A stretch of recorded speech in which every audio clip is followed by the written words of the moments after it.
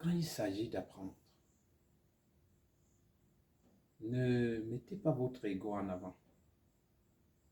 Souffrez d'apprendre, qu'importe la personne que vous avez en face de vous. Je vais profiter pour vous raconter une petite histoire. Je me souviens,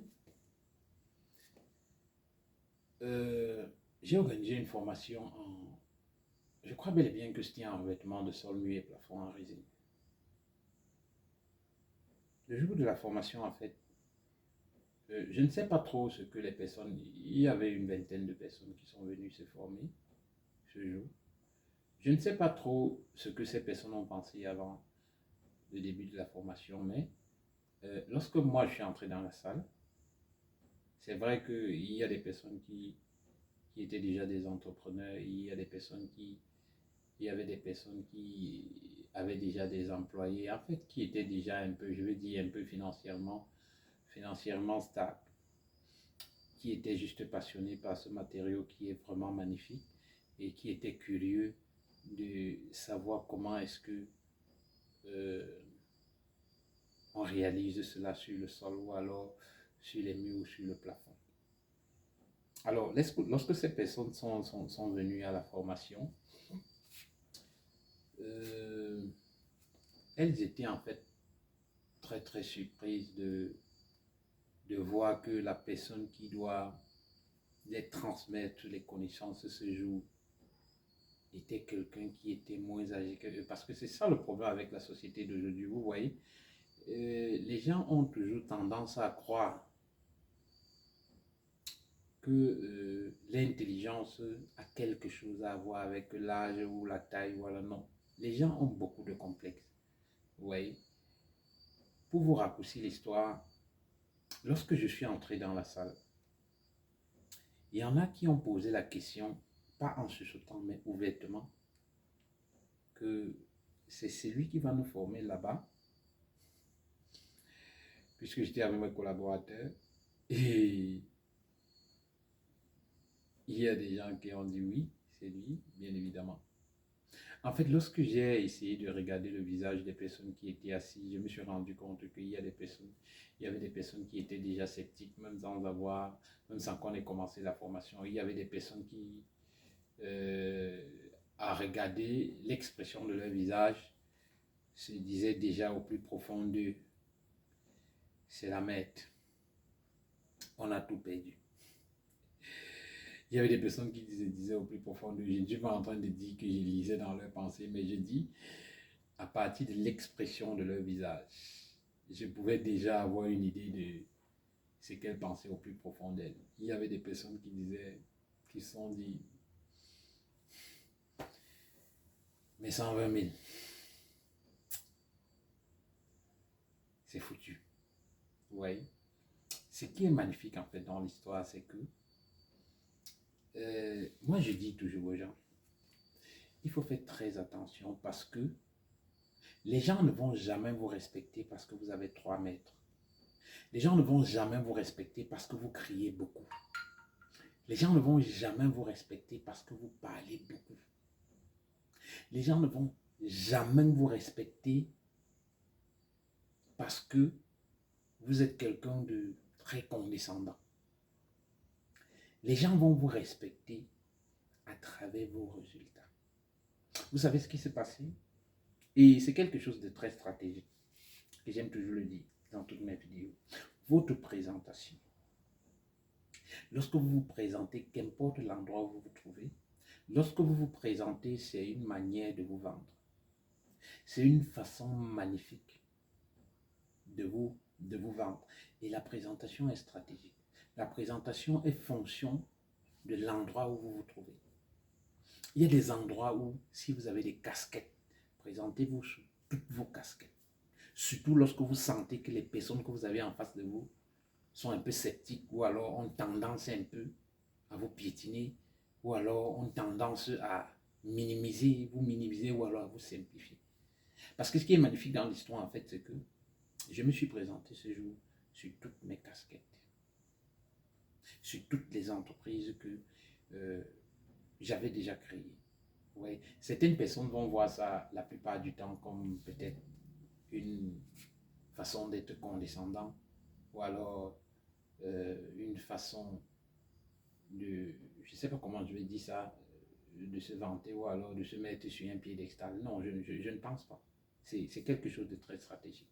Parce que la preuve, en fait, c'est que lorsque je me suis présenté, je me nomme Yannick Tenku, ingénieur en bâtiment, promoteur de l'entreprise Vision Éco-Construction Cameroun, promoteur de l'école des entrepreneurs, promoteur de la ligne de vêtements sur mesure Master Fashion by Iget IT, promoteur de l'agence de marketing digital AB Multiservice Digital Cameroun, promoteur de Global Service Agence 237 et Investissement, promoteur de plusieurs pages de vente sur Facebook, parmi lesquelles Alpha Market, Made in Canada et Yann Shooting Pro. Je suis également coach motivateur en développement personnel. Voilà. Maintenant, lorsque j'ai fini ma présentation, est-ce que vous savez ce qui s'est passé? Il y a des personnes qui ont arrangé la chaise. Il y a des personnes qui se sont arrangées sur leur chaise parce que, en même temps, l'expression du visage en fait avait changé. Oui, c'est de ça qu'il est question parce que la plupart des gens vous jugent à travers la première perception. Oui, lorsqu'ils vous voient, ou alors lorsqu'elles vous voient, à travers ce qu'on voit, vous voyez, on se met à vous juger. On se permet de définir vos limites, ou alors on se permet de vous mettre sur un piédestal qui, la plupart du temps, est quelque chose de très minime. Vous voyez? Donc, lorsque j'ai fini ma présentation, pourquoi est-ce que je l'ai fait? Parce que la plupart du temps, lorsque je me présente pendant les formations, je me présente simplement, je me nomme Yannick Tenku, entrepreneur et coach motivateur en développement personnel. Je le fais simplement et puis je m'arrête. Je l'ai fait ce jour parce que je me suis rendu compte que c'était extrêmement important. C'était indispensable. Je devais impérativement le faire pour que nous soyons sur la même longueur d'onde dans la salle. Je devais impérativement le faire pour que le silence et le respect s'installent. Oui, parce que lorsque je l'ai fait, il y a des personnes que, lorsque je faisais la formation, parce qu'en même temps, quand j'ai fini la formation, pour vous dire vrai, ça n'a rien à voir avec le fait d'être condescendant. Ouais, lorsque je l'ai fait sérieusement, je me suis senti aussi un peu, je vais dire, plus serein. Vous voyez, en quelque sorte, ça a augmenté mon niveau de confiance. Parce qu'en même temps, j'ai senti que les personnes qui étaient en face de moi ont repris leurs esprits. Vous voyez, du coup, pour ce soit certaines étapes, la formation se passait dans de très bonnes conditions. Vous voyez, et à la fin de la formation, les mêmes personnes qui étaient sceptiques lorsque je suis entré dans la salle sont venues me dire mais tiens, vraiment, j'ai aimé la formation, c'était extraordinaire, vraiment, c'était très intéressant. Mais à vous regarder, on ne pouvait pas imaginer que c'est quelqu'un d'aussi jeune qui pouvait faire une chose pareille. Alors, est-ce que je peux avoir votre numéro? Voilà un peu comment ça s'est terminé. Alors, je profite pour vous dire ceci. Lorsque vous avez envie de faire quelque chose, formez-vous. Développez toutes les compétences nécessaires pour faire ce que vous avez envie de faire. Parce que comme je le dis toujours, il y a ce qu'on appelle la première et la deuxième perception. La première perception sera ce que les gens vont voir de vous physiquement. La deuxième perception sera ce qui va sortir de votre bouche. Voilà comment est-ce que la société vous définit. Si vous n'avez pas le strict minimum dans la tête, il y en a qui vont vous piétiner. Vous aurez peut-être quelque chose d'extrêmement important ou alors quelque chose de magnifique à dire aux gens. Mais le simple fait que vous soyez en manque d'un certain nombre de choses ou alors d'un certain nombre d'informations doit faire en sorte que les personnes qui pouvaient être attentionnées à ce que vous allez dire vont être évasifs pendant votre discours, pendant votre formation. Donc, il est extrêmement important de se former. C'est pour ça que j'insiste lorsque vous voulez entreprendre. Développez les compétences nécessaires. Faites-vous former. Formez-vous dans le domaine dans lequel vous voulez vous investir. Développez vos compétences dans ce domaine. Rapprochez-vous vers des personnes qui ont de l'expérience dans ce domaine. Rapprochez-vous vers des personnes qui font déjà ce que vous avez envie de faire. Et je crois que la prochaine étape sera simplement commencer à faire votre business. Parce que ce que je vais vous dire en fait, c'est que la plupart du temps, les gens vous ont dit que pour entreprendre, vous avez nécessairement, ou alors il vous faut impérativement un business plan. C'est faux. Moi, je vous dis, c'est faux. Le business plan, c'est des conneries. Sauf si vous voulez faire un prêt à la banque. Sauf si vous avez besoin d'aller auprès des établissements bancaires pour faire un prêt d'argent. Sinon, dans le cas contraire, ça va vous servir à rien. Ce dont vous avez besoin pour entreprendre, c'est un business model, pas un business plan. Vous avez besoin d'un business model. Et si vous voulez vous lancer, peut-être parce qu'il y a des entreprises qui ont déjà un business model même sur le net. Si vous voulez vous lancer, peut-être si peut-être vous voulez faire dans la production, je ne sais pas, peut-être des jus de fruits naturels, ou alors si peut-être vous voulez faire dans l'industrie agroalimentaire, ou alors si peut-être vous voulez faire dans le BTP, bâtiments et travaux publics, allez chez Google. Tapez simplement business plan, bâtiments et travaux publics. Vous mettez le mot-clé PDF. On va vous envoyer ça en PDF, simplement. Parce que ce sont des entreprises, ce sont des activités, ce sont des entreprises que les gens ont déjà créées. Les gens ont créé, les gens ont fait. Les gens ont eu des difficultés. Les gens ont fait face aux challenges. Il y a déjà tout. Donc aujourd'hui, entreprendre, ce n'est pas la sorcellerie ou la magie ou quelque chose de mystique comme la plupart des gens pensent. C'est juste avoir le mindset. C'est juste accepter de faire face aux challenges. C'est juste accepter de faire face aux difficultés. C'est juste accepter que les personnes avec qui vous aviez l'habitude de faire 2 heures, 3 heures, 4 heures de temps commencent à vous dire qu'on ne connaît pas dans quoi le gazier est entré. Ou c'est qu'un wishman, on ne le voit plus, il n'a plus le temps. Oui, si les personnes qui sont autour de vous ne vous disent pas ça, ce que ça veut dire que vous n'êtes pas sur le chemin de la réussite. Les personnes qui sont autour de vous vont arrêter de vous comprendre.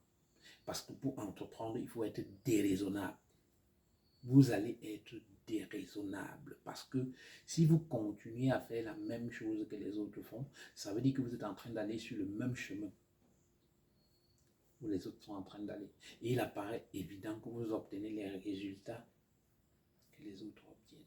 C'est pour ça que j'aime souvent dire, vous pouvez aussi apprendre des pauvres. Ouais, quand je dis pauvre, ce n'est pas nécessairement pauvre financièrement, il y a aussi des pauvres d'esprit. Il y a des gens qui sont pauvres mentalement, physiquement, psychologiquement. Essayez de voir les livres que ces gens ont l'habitude de lire et ne les lisez pas, simplement. Apprenez d'eux. Donc, lorsque vous voulez entreprendre, l'argent, le financement, c'est la dernière étape. On pense au financement lorsqu'on a tout fait, lorsqu'on a travaillé son projet, lorsqu'on s'est formé personnellement, lorsqu'on a fait une étude de son marché, lorsqu'on a développé les stratégies de vente, lorsqu'on a mis sur pied tous les éléments nécessaires avec toutes les informations dont on a besoin pour entreprendre. L'argent vient à la dernière étape. Et moi je dis toujours, l'argent n'a jamais été un problème pour entreprendre. Si jusqu'aujourd'hui vous n'entreprenez pas parce que vous n'avez pas d'argent, ça veut dire que vous avez un problème. Là. Soit vous travaillez seul, soit vous vous êtes approché de la mauvaise personne. Parce que le problème pour entreprendre, ce n'est pas l'argent. Le problème, c'est ici. Si vous résolvez ce problème-ci, le reste sera un jeu d'enfant. Parce que si vous avez un projet intéressant, si vous avez un projet que vous maîtrisez, si vous avez un projet que vous êtes capable de faire des prévisions financières vous-même, si vous êtes capable de vous asseoir et convaincre quelqu'un, Il y a des gens qui vont investir dans votre entreprise, que vous le vouliez ou non. Il y a des gens qui vont vous chercher pour investir. Donc l'argent n'a jamais été un problème pour entreprendre. Arrêtez de trouver les excuses, genre, oh, j'ai mon idée, j'ai pensé à quelque chose de magnifique, jusqu'aujourd'hui, je n'ai pas entrepris parce qu'il n'y a pas l'argent, c'est faux. Arrêtez, ça ne marche pas. Ce n'est pas de ça qu'il est question. C'est faux. L'argent vient à la dernière étape. Dernière étape. Lorsque vous voulez entreprendre, préparez-vous psychologiquement, physiquement, mentalement. Parce que c'est une guerre. C'est la guerre des titans. C'est une guerre dans laquelle, si vous n'êtes pas armé, normalement comme ça se doit, les gens vont vous abattre. Imaginez que vous vous lancez dans un domaine où il y a déjà des gens qui sont des titans. Il y a des gens qui ont déjà des racines qui sont à 3, 4, 5 mètres du sol. Vous vous lancez dans le même domaine et que vous n'êtes pas préparé psychologiquement, physiquement, mentalement. Vous n'avez pas les compétences nécessaires. Vous croyez que vous allez créer quoi? Vous ne pouvez rien créer. Ils vont vous abattre. Ils vont vous écraser simplement. Vous voyez? Alors, je ne vais pas... la vidéo est déjà très longue. Nous sommes déjà à 16 minutes. Je ne vais pas prolonger davantage la vidéo. Nous allons créer une nouvelle vidéo pour vous expliquer de fond en comble pourquoi, comment, autant pour moi, est-ce qu'il faut entreprendre. Mais je pense qu'avec les informations que nous avons déjà données ici, c'est déjà largement suffisant pour entreprendre. Mais nous allons produire une nouvelle vidéo pour vous donner davantage les informations nécessaires pour que vous décollez, pour que vous quittez de cette station d'arrêt de l'échec où vous avez mis vos valises. Alors, ce petit message que je tenais à te passer ce soir, je te souhaite de passer une excellente soirée et ciao, ciao.